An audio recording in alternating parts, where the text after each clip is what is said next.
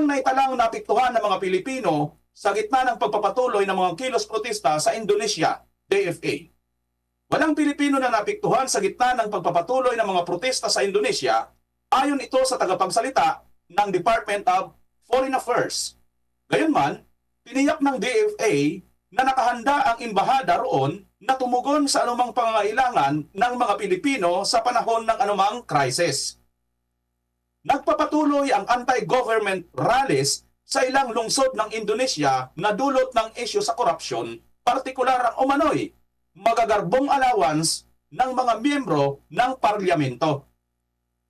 Itinuturing ng mga rallyista na hindi makatarungan ang mga allowance na ito lalo na't dumaranas ng matinding kahirapan pang-ekonomiya ang karamihan sa kanilang mga mamamayan.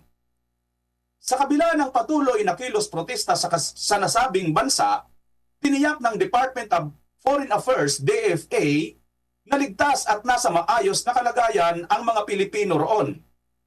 Sinabi ni DFA spokesperson ambassador Angelica Escalona na hanggang ngayon ay wala pang naiulat na Pilipinong napiktuhan sa naturang gulo sa Indonesia.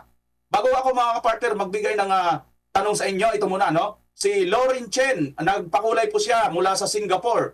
Maraming salamat po sa iyo, Shishi, dyan sa Singapore, sa nagpakulay kay Lauren Chen.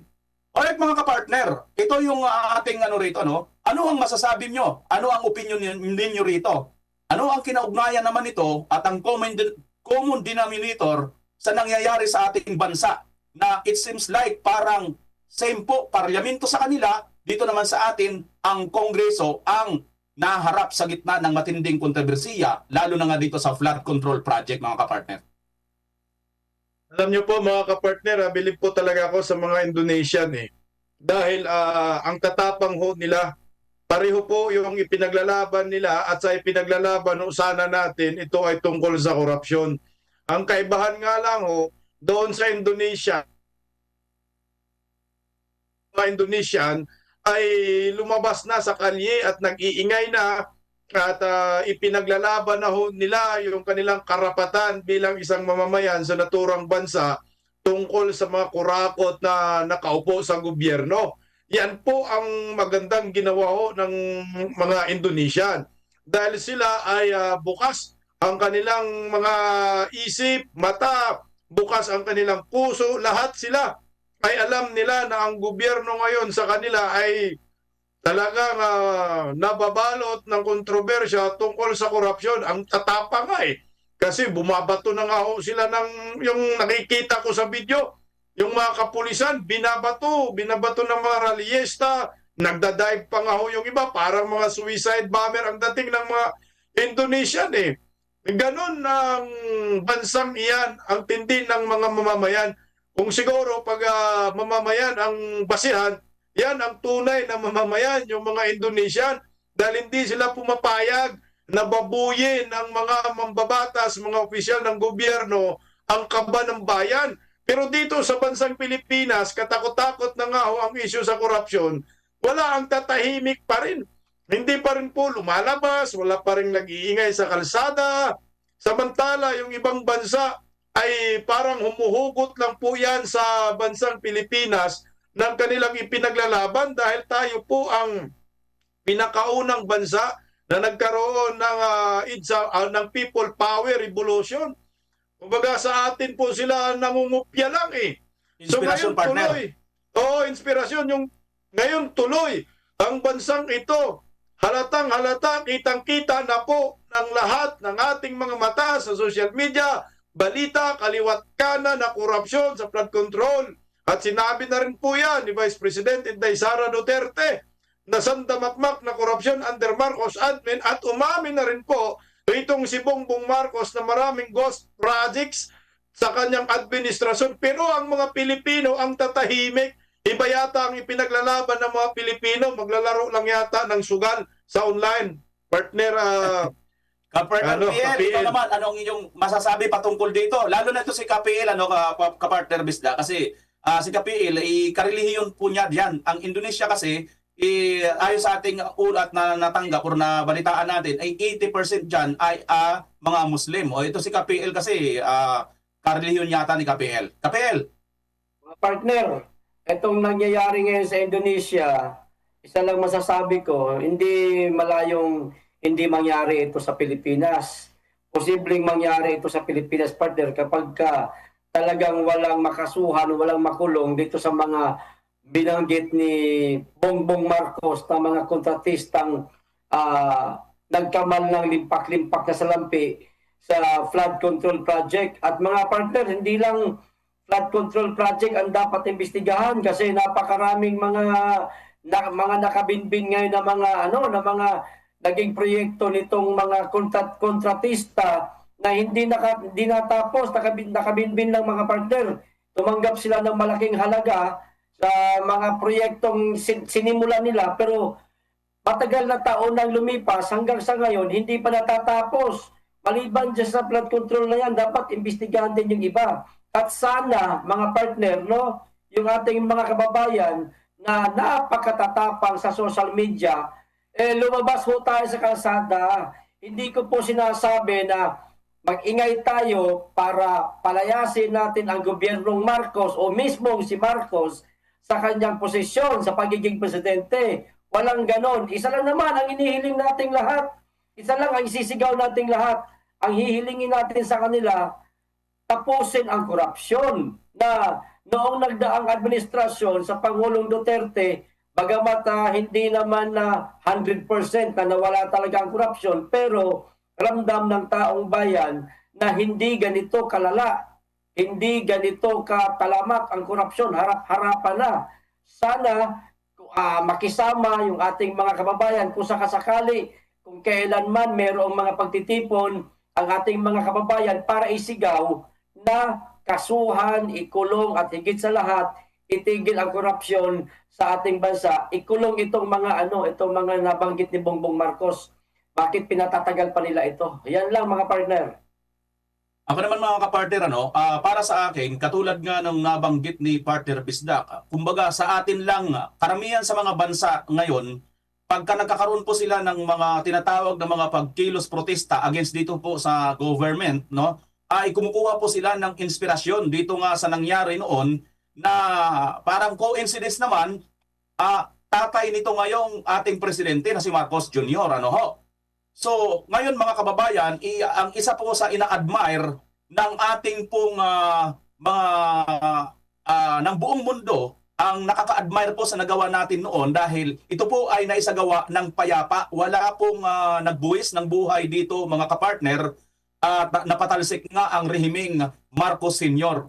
Dahil dito mga kapartner, nagkakaroon na naman po ngayon ng parang common denominator dahil isa na naman po sa nangyayari sa Indonesia ay matinding korupsyon. Sa kabila di umano ng kahirapan na nararanasan ng kanilang mga mamamayan, ito pong kanilang mga parlamento or parang kung katumbas ata ito partner dito sa atin ng mga congressman. So, parang ganito rin ang nangyayari sa ating bansa mga kapartner.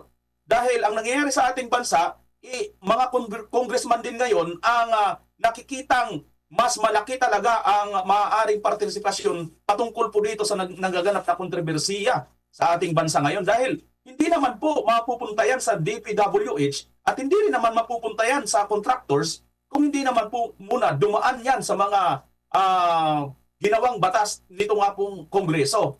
So mga kapartner, pasalamat pa rin tayo kasi marami pong mga Pilipino dyan sa Indonesia na ayon sa ulat, wala naman po nadamay dyan mga kapartner. So yan ay isang masasabi pa rin natin good news. Kaya lang, marami po ang taong bayan na maraming mga komento mga kapartner kung makikita natin sa video, di ba?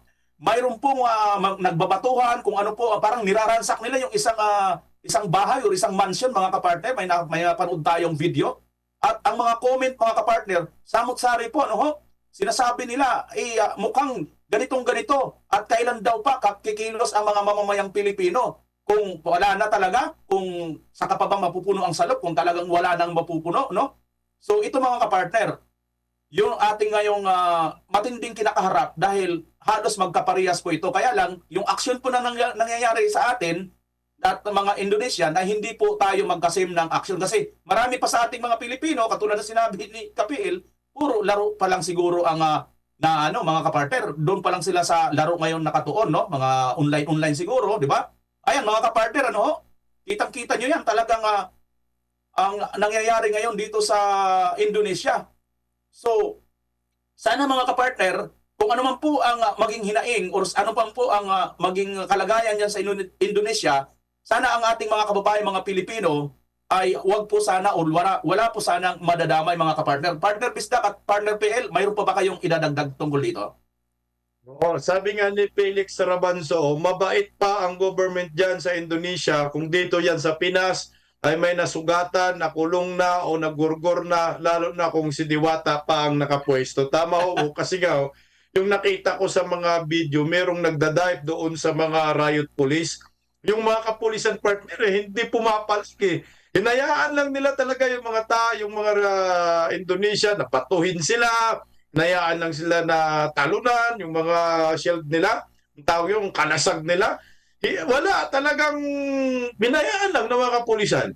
Siguro yun ang kakaiba kasi pag sa atin yan, panigurado, maraming madidisgrasya kasi medyo iba yung mga kapulisan dito, para bang gigil na gigil ho sila. Pag merong mga rally, nagagalit agad, magpadala ng sandamakmak na mga kapulisan. Hindi lang ordinaryong mga kapulisan. Naranasan natin yan doon sa EDSA, Saray, di ba tayo? Pinadalhan tayo ng libu-libong mga kapulisan.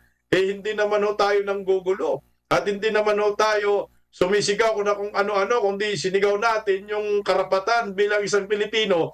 Dahil sa demokrasyang bansa nga tayo, meron tayong freedom of expression at freedom of speech. Ang problema, yung nakaupo ngayon sa Malacanang, masyadong balat sibuyas, masyadong mga iyakin. Kunting kibot lang, kunting criticize lang sa kanila. Akala mo, tutubuan na ng mga sungay at galit na galit sa mga nagkikriticize sa kanila itong Marcos admin. Ewan ko lang kaya, kung magaya pa tayo dito sa Indonesia, meron bang lalabas? Meron bang mamumuno? Meron bang seryoso? Hindi naman natin sinasabi na patalsikin si Bongbong Marcos. Ang atin lamang ay yung ipaglaban natin at mag-ingay tayo. Hindi naman po pwede, papayag lang ho tayo na ubusin yung pera ng bayan. Ubusin ng mga buhaya, ubusin ng mga kurakot. Para bang okay lang sa atin, mangurakot lang kayo, ubusin na ninyo yung pera ng bayan, magtrabaho kami. O araw-araw kami magsisipag. Yung mga anak ninyo, mga kongresista, masarap ang buhay ninyo kung saan nagbabakasyon, sa Europa, may mga sariling eroplano, sige okay lang, magnakaw pa kayo. Hindi naman siguro ganun ang Pilipino. Iwan ko lang kaya kung saan tayo papatutungo dito. Kung hindi po tayo papalag, at kung hindi po tayo mag-react, kung hindi po tayo mag-ingay. Yun lang po ang nakikita ko dyan. Kapag may dadagdag ka pa? Dagdag ko lang, partner. Yung nangyari sa Indonesia, di ba, nagkabatuhan na. Pero maswerte sila kasi hindi sila pinatulan ng mga kapulisan. Merong mga ibang paggalaw, ito mga kapulisan sa kanila, pero hindi katulad ng nasaksihan ko sa Kingdom of Jesus Christ nang pumasok itong libu-libu mga kapulisan doon sa KOJC na talagang kita ko, partner, hanggang ngayon, nandiyan pa yung video ko. Agresibo partner, ano? Agresibo. Oo.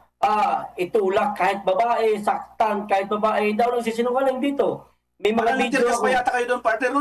Nakita ko parang gumaganong ka Yes. sa mata mo eh. Ako nga, hambalusin sana ako ng isang pulis. Buti na lang, partner.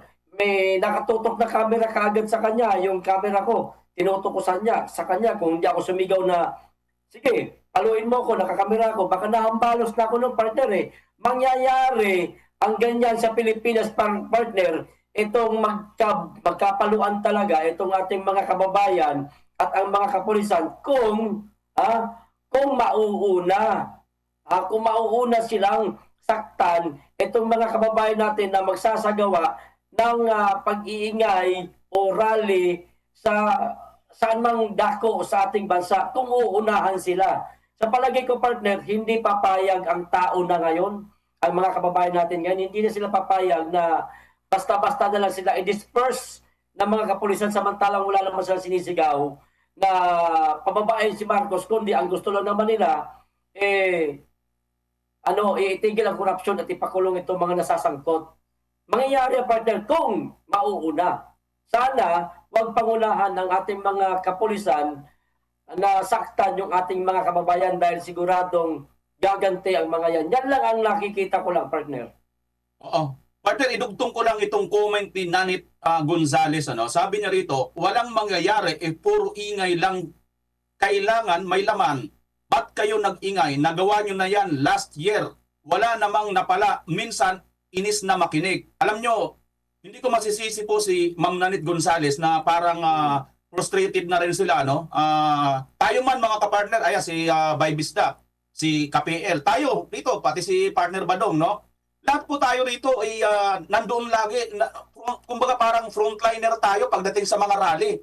Ito yung ating may ambag, yung i-cover ang nagaganap, ang nangyayari ngayon. Lahat po ng mga maaaring may ambag namin bilang mga vlogger at magawa namin na naniniwala kami na maaaring makatulong para po dito sa atin ipinaglalaban. Hindi naman po tayo nakikipaglaban sa laman at dugo. Ang pinapakiglaban po naman natin dito ay ang mga prinsipyo at ang kalinisan kaayusan ng ating gobyerno. Yun naman po mga partner ang atin ipinaglalaban. Kumbaga, ang nangyayari kasi, totoo naman, ako man, minsan nakakaramdam din ako ng frustration kasi kamukha nga lang, andyan si partner Bista. Nakarating na tayo doon sa Minjola for the first time. Talagang nandoon na tayo. Akala natin wala nang bitawan doon, wala nang ano. Kaya lang mga kapartner, ganito yon.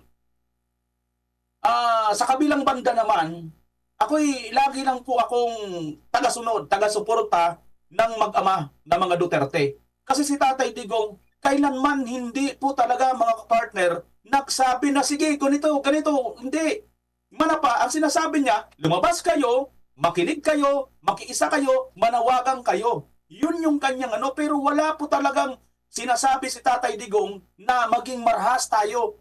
Which is, nakakatakot din kasi mga kapartner dahil ayon nga sa kwento ng ating partner KPL, nakaranas sila dyan sa QGC at napanood po yan ng buong mundo kung paano po naging marahas ang ibang mga alagad ng kapulisan dyan noong mga panahon na yun. Naging abusado po sila noong mga panahon na yun. May nakitaan pa na ang isang pulis ay si Ma'am Nori inisprihan ng tawag ng partner, yung Tear gas.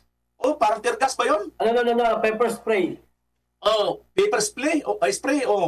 Yun, mga yun. So, alam nyo mga kapartner, ito kasi, lalo na nung panahon ni Torre, nakakatakot. Hindi naman tayo takot sa ganito, ganon, kung ano man. Ang tinatatakot natin mga kapartner, kasi para bagang nag-uudyok lang sila na magkaroon ng gulo, para magkaroon sila ng dahilan, para mas lalo nilang ibagsak yung martial law.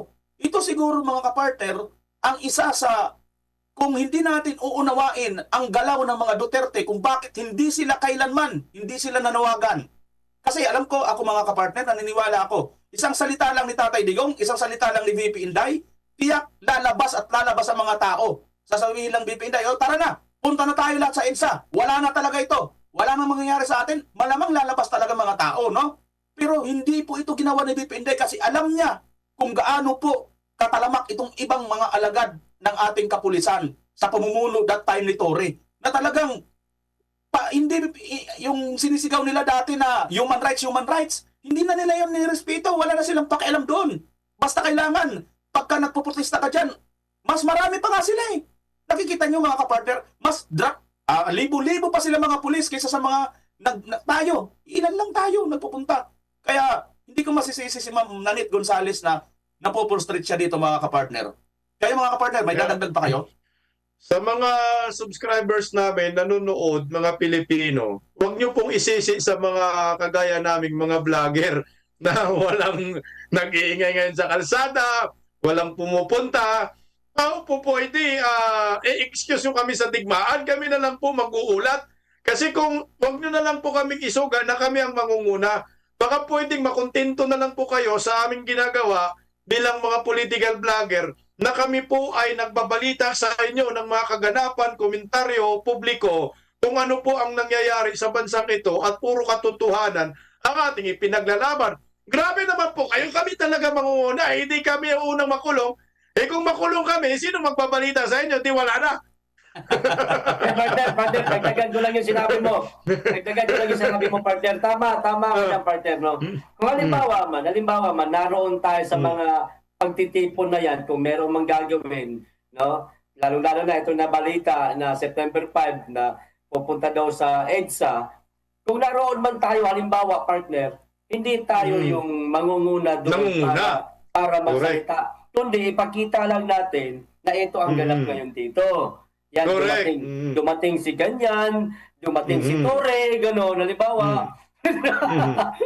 Sumampa sa entablado, nagsalita na si Torre. Correct. Yeah, oo. Ikinanta na ni Torre ang mga nalalaman. Halimbawa lang yan. Bumaliktad na sa Torre, ganun partner, ganun ba? Ganun lang. Para partner, para maliwanag ba sa mga subscriber, mga Pilipino, yan po yung tungkulin naming mga political vlogger, ibalita yung tama, i-cover kung ano ang nangyayari. Huwag nyo na po kaming gawing kami yung mamumuno kasi wala kami ganun. Duwag kami, magko-cover lang po talaga kami. Tututok lang kami ng camera para may mapanood ninyo, i-share po ninyo, ikalat po ninyo. Yan po ang tungkulin naming mga political vloggers. Hindi po tungkulin namin na maghasik kami ng kakuluhan sa bansang ito. Pambihira naman kayo.